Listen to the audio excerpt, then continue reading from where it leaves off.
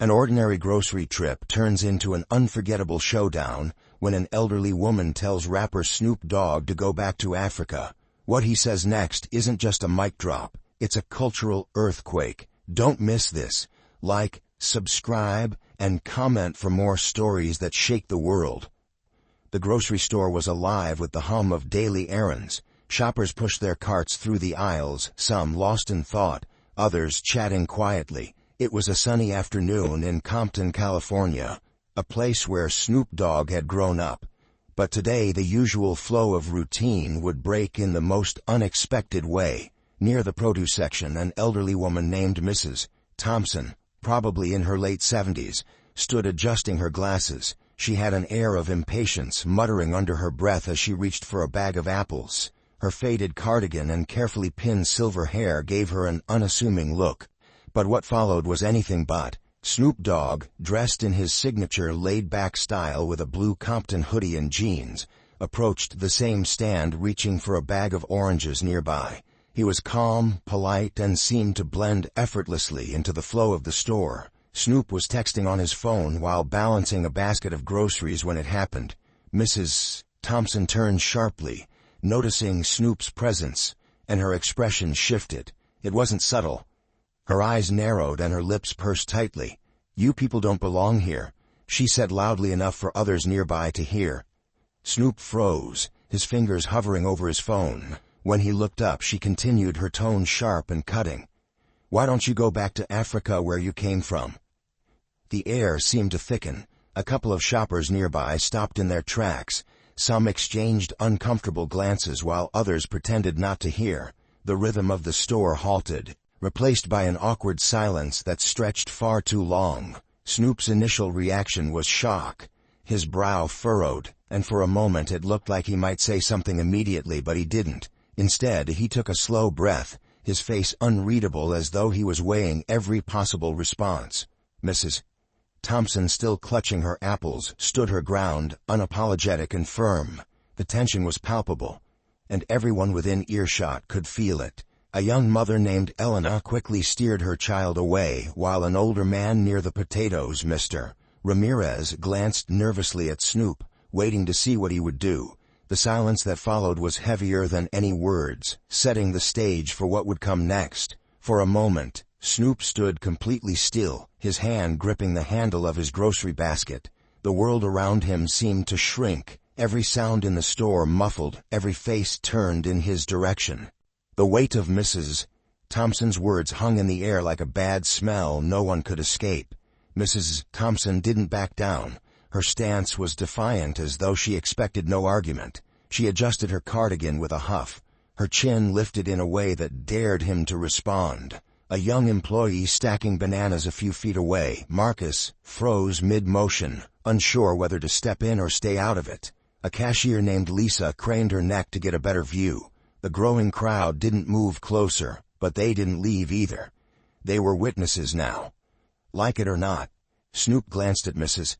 Thompson, his face calm but his eyes full of thought. 1,000 responses raced through his mind. He could lash out, yell, or storm off, but none of those options felt right. The tension pressed on him like a weight, but instead of breaking, he allowed himself a moment to breathe. He shifted his basket to his other hand and straightened his posture, his presence growing larger in the silence. His voice, when it came, was calm but deliberate, cutting through the awkward atmosphere. "Ma'am," he began, his tone measured, "do you even realize what you just said?" His question wasn't accusatory, it was reflective, almost like he was giving her a chance to think about her words, but she didn't seem interested in reflection. "I said what I said," she snapped, her voice rising. "This is my country. People like you don't belong here." That was it. A young woman near the bread aisle, Jessica, gasped audibly, and the quiet murmur of the crowd grew louder. Yet Snoop remained steady. He didn't raise his voice. He didn't take a step closer. Instead, he let the pause stretch, giving her words a chance to settle into the ears of everyone around them. "All right," he said finally, nodding slowly. His calmness was disarming, almost unsettling in its strength. "Let's talk about that since you brought it up." The room held its breath, waiting for his response. The storm was coming, but it wasn't the kind anyone expected. Snoop shifted his weight, setting his basket down on the floor with deliberate care. His calmness felt like gravity, pulling everyone closer, even those pretending not to listen. He fixed his gaze on Mrs. Thompson, not with anger but with a kind of quiet determination that made her shift uncomfortably. "You said I don't belong here," he began, his voice steady but firm. "But let me tell you something about where I come from." His words carried weight, each one spoken like it had been carefully chosen. "My great-great-grandfather was born right here in California, but before that, they were brought here against their will, worked like animals to build this very state, this country you're standing in." Mrs. Thompson's lips tightened, but she said nothing. The crowd, however, was transfixed. A man near the dairy section who had been glancing at his phone, Tom, put it down entirely. An older couple, the Wilsons, whispered to each other but didn't look away. "My grandfather," Snoop continued, his voice gaining strength, "fought in Korea, fought for a country that sent him to war but wouldn't give him equal rights when he came back. Couldn't sit at the same counters, couldn't drink from the same fountains. But he stayed. You know why? Because he believed in this country's promise, even when it didn't believe in him." A hush fell over the room. Even the hum of the refrigerators seemed quieter now. "And my parents," he went on, his tone softening but losing none of its intensity. "They fought too, not with guns or fists, but by being who they are, raising me to respect everyone, no matter what they look like. My mother's a teacher. She spent her whole life educating kids about love and equality. My father, he's a community leader, the kind of man who'd stop on the side of the road to help someone like you if your car broke down." He let the words settle before continuing, his eyes still locked on hers. "So you're telling me I don't belong here? That I should go back to Africa?" He shook his head slightly, his voice now carrying a hint of sadness. "Ma'am, I am as much a part of this country as you are, maybe even more, because my family paid the price for it in blood, sweat, and tears." Miss Thompson's face flushed, her hands trembling slightly as she clutched her apples. She opened her mouth as if to respond, but stopped, her words catching in her throat. Snoop took a step back, his composure unshaken. "I could have walked away," he said, addressing the entire crowd now, "but what good would that do? Ignorance doesn't get better in silence. It's up to all of us to be better than this, to be better than words like those." The weight of his words lingered, but the story wasn't over yet. The crowd's reaction would speak louder than anything else. The silence after Snoop's words was almost deafening. For a moment no one moved. Mrs. Thompson's face was a patchwork of emotions, anger, embarrassment, and something deeper, something that looked almost like shame. She glanced around the crowd as if searching for an ally, but none came. A middle-aged man with a baseball cap, Derek, stepped forward. "He's right," Derek said, his voice breaking the quiet. "We've got to be better than this." His words seemed to break a spell. An older woman near the frozen foods aisle, Mrs. Garcia, nodded. "My dad fought in that same war," she said softly, her voice trembling. "He always said the only color that mattered was the red on the flag." The murmurs began to grow. A young cashier, no older than 20, named Ava, called out from her station. "I've never seen anyone handle something like that so gracefully. Thank you." Mrs. Thompson, now visibly flustered, clutched her cart tightly. She didn't apologize, but the fire in her eyes had dimmed.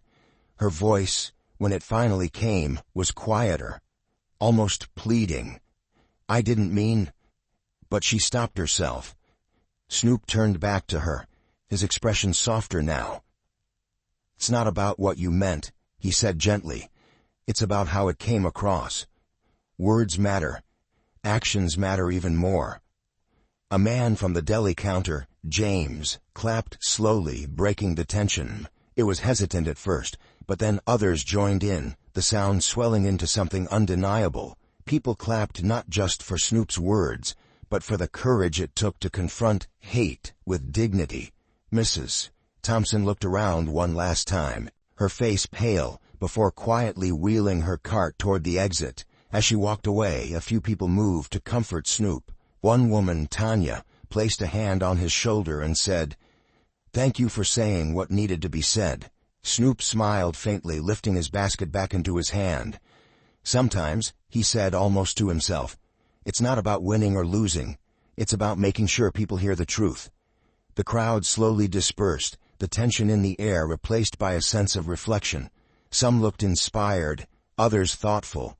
But everyone seemed changed in some small way. The moment had passed. But the impact of Snoop's words was far from over. What happened next would leave a lasting impression. As the crowd returned to their routines, the atmosphere in the grocery store felt different. Quieter, more thoughtful. Snoop finished his shopping, his steps measured as if he were processing everything that had just happened. The weight of the moment hadn't shaken him, but it had left him reflective. At the checkout line, the young cashier, Ava, who had spoken up earlier, scanned his items with a shy smile. "What you said back there?" She hesitated, then continued. "It meant a lot. People don't always stand up like that, especially with such grace." Snoop smiled back, his tone warm. "Sometimes grace is the only way to break through anger," he responded. "It just builds walls." Outside, the sun was beginning to set, casting long shadows across the parking lot of Compton. As Snoop walked to his car, he noticed Mrs. Thompson sitting in hers, gripping the steering wheel tightly. For a moment he thought about walking over to her, but decided against it. Some lessons take time to settle, and he had already said what needed to be said. Later that evening, Snoop sat with some of his crew at his home in Compton, recounting the day's events. They listened intently, nodding in agreement. "You did the right thing, Snoop," one of his friends, Leroy, said finally, "not just for yourself but for everyone who was watching. People like her, they might not change overnight, but you planted a seed. That's all you can do sometimes, plant the seed and let it grow." Snoop nodded, his friend's words resonating deeply. He realized that while the encounter had been uncomfortable, it was necessary. Ignorance doesn't change unless it's confronted, and silence only allows it to fester. Across town in West Compton, Mrs. Thompson sat at her dining table, staring at the untouched plate of food in front of her. Snoop's words replayed in her mind, each one cutting through the armor of her assumptions. She thought of her own grandchildren, of the world they were growing up in, and for the first time, she felt a pang of something unfamiliar. Doubt. In the days that followed, the story of what had happened at the grocery store in Compton spread through the neighborhood. People talked about Snoop's response, his courage, and the dignity with which he handled the situation. It became more than just an incident. It became a lesson, a reminder of the power of words and the importance of standing up for what's right. Snoop didn't seek attention for what he'd done, but his actions rippled through the community in ways he hadn't expected. Strangers approached him with gratitude, sharing their own stories of prejudice and resilience. His quiet stand had sparked conversations that had long been avoided. Mrs. Thompson, too, began to change. It wasn't immediate, but she started to question the beliefs she had held for so long. She didn't know if she'd ever see Snoop again, but if she did, she hoped she'd have the courage to apologize. Moments like these remind us of the power of kindness, strength, and truth in the face of ignorance. They teach us that standing up doesn't always mean shouting. It can mean speaking calmly with conviction and letting the truth do the rest. To everyone watching, let this be a reminder. Your words and actions matter. They can hurt or they can heal. They can divide or they can unite. If this story moved you, let it inspire you to be better, to stand up, and to speak out for justice and understanding. Disclaimer: all stories shared on this channel are entirely fictional and created for entertainment purposes. We advocate for a world where everyone has equal rights under the law, and where society continues to grow in fairness, development, and civilization. Our goal is to share heartwarming stories that contribute to making life better. Any resemblance to real events, individuals, or organizations is purely coincidental and unintentional. These stories are not meant to reference any actual people, events, or entities, and contain no political or religious connotations.